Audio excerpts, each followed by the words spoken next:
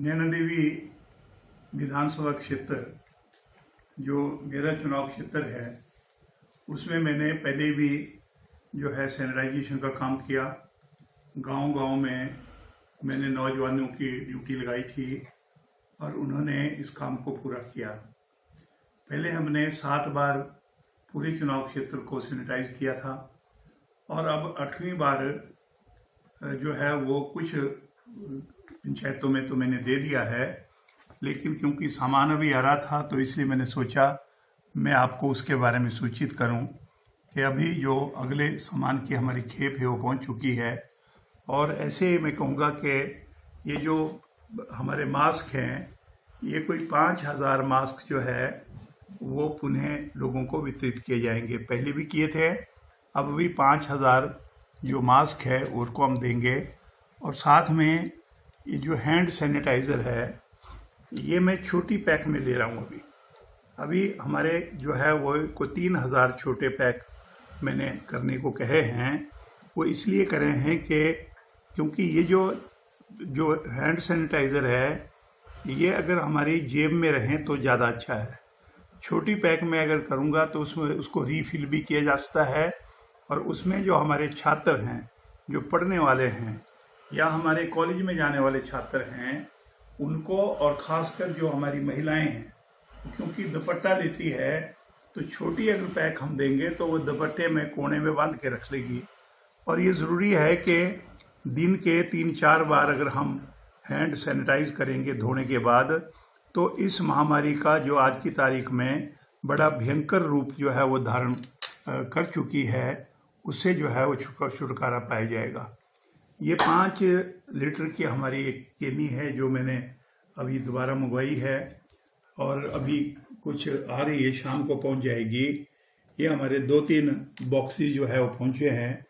ये देके ये मैं कहूँगा कि इससे जो है ना एक में आपको 50 लीटर जो है वो लोगों को पानी डालना पड़ेगा, नहीं तो ये पॉइजनस है। और फिर ये दोबारा से पूरे चुनाव क्षेत्र में हमारे जो नौजवान साथी हैं जहाँ जहाँ पे मैंने दे दिया वो वहाँ पे छिड़काना शुरू कर दिए हैं। और अभी जो है जो और आ रहा है वो एक पंचायत में 5 लोग जो है वो उसमें जाएंगे। उसमें मैं कहूँगा कि ये किट भी छिड़काने वाले को मैं दे रहा हूँ और ये पहले भी मैंने दिए थे, स्वास्थ्य विभाग में भी दिए थे, होमगार्ड को भी दिए थे। और मैं ये कहना चाहूँगा कि पुलिस के कुछ लोग थे उनको भी हमने दिए थे। ये हमने फिर दोबारा से मंगवाए हैं ताकि कोई कोताही न रह जाए और बिल्कुल ठीक ढंग से जो है जो छिड़काव करने वाला है उसके स्वास्थ्य का भी ध्यान रखा गया है। तो ये मैं कहना चाहूँगा कि ये काम जो है वो हमने अभी शुरू किया है और ये 8वां दौर है जो हमारा चला है। और मेरी भगवान से प्रार्थना है, माँ नैना देवी से प्रार्थना है कि भाई यहाँ पे लोगों के स्वास्थ्य को ठीक रखे। और क्योंकि बिलासपुर में भी अब कोरोना के ज़्यादा केसेस आने शुरू हो गए हैं और उसके ऊपर अगर हम ध्यान देंगे तो सबको अपना भी ख्याल रखना पड़ेगा, अपने पड़ोसी का ख्याल भी रखना पड़ेगा। और मैं पुनः ये कहना चाहता हूँ कि हम सबका दायित्व ये है कि हम चाहे वो किसी भी जाति का हो, किसी भी धर्म का हो, अगर मेरा पड़ोसी बचेगा तो मेरा परिवार बचेगा।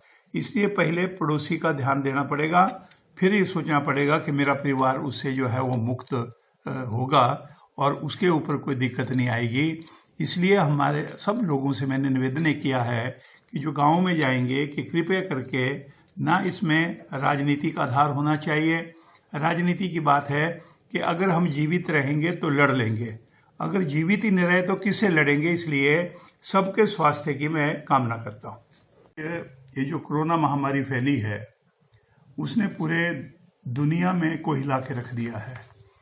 और आज की तारीख में अगर देखा जाए ये जो सेकंड टाइम जो कोरोना आया है ये ज़्यादा खतरनाक है और उसमें पूरा जो केंद्र है वो हिंदुस्तान बना है।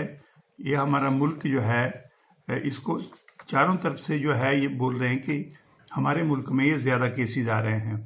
अब इसके ध्यान में अगर हम देखें तो देश में आज 24 घंटे के अंदर जो है 3.86 लाख जो है वो कोरोना पॉजिटिव लोग जो है आ रहे हैं। और अगर देखा जाए तो ये संक्रमित लोगों का जो टोल है आज 1.87 करोड़ जो है यहाँ तक ये पहुँचा है। अब ये नंबर जो है वो बहुत ज़्यादा नंबर है, मैं कहना चाहूँगा, इसलिए इसके ऊपर ध्यान देना बहुत ज़रूरी है। टीकाकरण में पूरे देश में 15.23 करोड़ लोगों ने जो है वो टीकाकरण करवाया है। कुछ पहली स्टेज पे है, कुछ दूसरी स्टेज पे है। और पिछले 24 घंटों में देश में अगर आप देखें तो 3500 मौतें हुई हैं। अब 3500 मौतें जो हुई है, ये मैं कहूँगा ये आंकड़ा बड़ा हिलाने वाला आंकड़ा है कि इतने लोग जो है वो हमें छोड़ के जा रहे हैं। पूरे जो संक्रमित मामले हैं उनकी दर जो है वो आज 16.90 हो गई है। और मृत्यु दर जो है अगर मृत्यु देखा जाए तो 1.11% जो है वो यहाँ तक बरकरार है। अगर हम हिमाचल प्रदेश की बात करें तो 24 घंटों के अंदर 3800 के करीब जो है ना केस आए हैं। और आज अगर आप देखें तो आज के जो आंकड़े हैं वो 40 लोगों की इस बीमारी से मौत हो गई है। बिलासपुर की तरफ को देखें तो आज एक्टिव जो है वो 1032 केसेस हैं और होम क्वारंटाइन जो कर रखे हैं वो 946 हैं। और साथ में जो जिन्होंने मैं कहूँगा कि जो टीकाकरण हुआ है और पिछले 24 घंटों में अगर देखा जाए तो ये हमारे टीकाकरण जो हुआ है ये 564 केस जो है एक हैं और एक जो है वो 415 केसेस हैं जिनको जो है वो आज ये जो बीमारी है उनके टेस्ट वगैरह करने के बाद आज उनको देखा जा रहा है। पिछले 24 घंटे में अगर आप देखें तो ये हमारे 136 जो है वो पॉजिटिव केसेस आए हैं बिलासपुर ज़िला में। और छोटा सा हमारा ज़िला है, लेकिन मैं ये कहना चाहूँगा कि लोग क्योंकि बाहर काम कर रहे हैं उनको भी अपने घर भी आना है। कुछ ऐसे हैं जो यहाँ पे है वो अपने घर जाएंगे। तो इसलिए मैं कहूँगा कि ये आंकड़ा अगर हिमाचल प्रदेश का और बिलासपुर का देखा जाए तो ये भी हमारे को डिस्टर्ब करने वाला आंकड़ा है।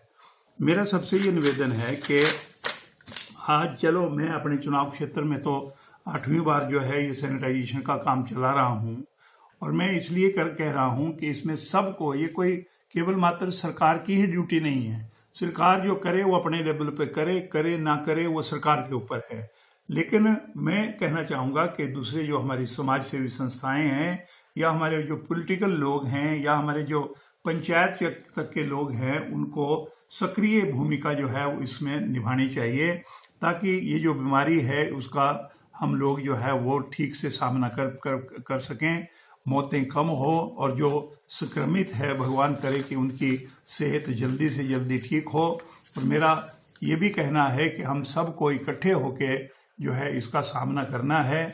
आज कुछ चीज़ों के ऊपर ये भी मैं कहना चाहूँगा कि जहाँ पे जो सरकार के करने का है, स्वास्थ्य विभाग को एक्टिव करने का है, वो सरकार करे। और उसके साथ जो सारे मैंने कहा कि जितने भी भाई और बहन हैं जो करने वाले हैं, जो कर सकते हैं, समाज में जो है वो इसकी जो है वो लोगों को समझा सकते हैं कि टीकाकरण भी आपने करवाना है और उसके बाद जो दूरी है उसको भी रखना है और मास्क लगा के जो है सबने चलना है। तो मेरा निवेदन है सभी से, भाई और बहनों से, कि हिमाचल प्रदेश में इस बीमारी से लड़ने के लिए सबको इकट्ठे होके आगे आने की आवश्यकता है। और वो मैं ये भी आपसे कहना चाहूँगा कि अगर मान लो कहीं धार्मिक आधार पे, जातिवाद के आधार पे हम अगर मान लो एक दूसरे को देखेंगे तो ये बीमारी ज़्यादा आएगी। इसलिए ये हम लोगों को सबको इकट्ठा होकर, हम सारे भाई और बहन हैं, सभी धर्मों के लोग एक हैं, सभी जातियों के लोग एक हैं, इसलिए ये भेदभाव हमने नहीं करना है। मेरे पड़ोसी बचेगा तब मैं बचूंगा, मेरा परिवार बचेगा। इसलिए पड़ोस का ध्यान जो है वो आपको देने की ज़रूरत है। और ये आज कोई राजनीति की बात नहीं है। आज मैं आपसे ये कहना चाहूँगा कि इससे लड़ने के लिए जो हमारे विरोधी भी हैं वो मैं कहूँगा उनका स्वास्थ्य भी ठीक रहना चाहिए। और अगर मान लो स्वास्थ्य उनका ठीक रहेगा तभी लड़ पाएंगे। लेकिन अगर मान लो हम मर जाएं, चाहे कांग्रेस का कोई नेता मर जाए, कोई दूसरा मर जाए, तो उसका क्या मतलब, फिर लड़ाई क्या होगी। तो इसलिए सबको जीवित रहने की जो है वो मैं निवेदन करता हूँ, प्रार्थना करता हूँ और जब समय आएगा तो लड़ाई तब होगी अगर जीवित रहेंगे। इसलिए इस बीमारी से लड़ना जो है ये हमारी प्राथमिकता है और सबको सारे मतभेदों को भुला के सबको इकट्ठे होकर इसके खिलाफ लड़ने की जरूरत है और वो काम हमने करना है। ये मेरा सबसे निवेदन है, कृपया करके सारे लोग जो कर सकते हैं वो सारे लोग जो है वो इस पे जो है अमल करें, दूरी बराबर रखें, सैनिटाइज करने की जरूरत है, आपका मास्क लगना चाहिए। तो उसके बाद जो है मैं कहना चाहूंगा इससे बड़ा बचाव हमारा हो पाएगा।